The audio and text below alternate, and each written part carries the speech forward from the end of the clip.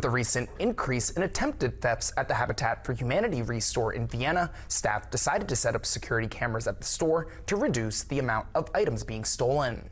The director for resource development for Habitat for Humanity of the Mid-Ohio Valley, Lisa Collins, says the items donated to the ReStore are resold to the public, and the income made is to help fund the houses they build.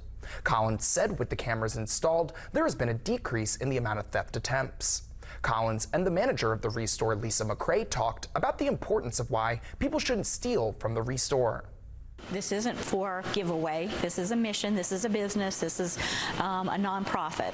So recently, through our camera system, we have only seen maybe 1 or 2 people a week, which is a dramatic drop.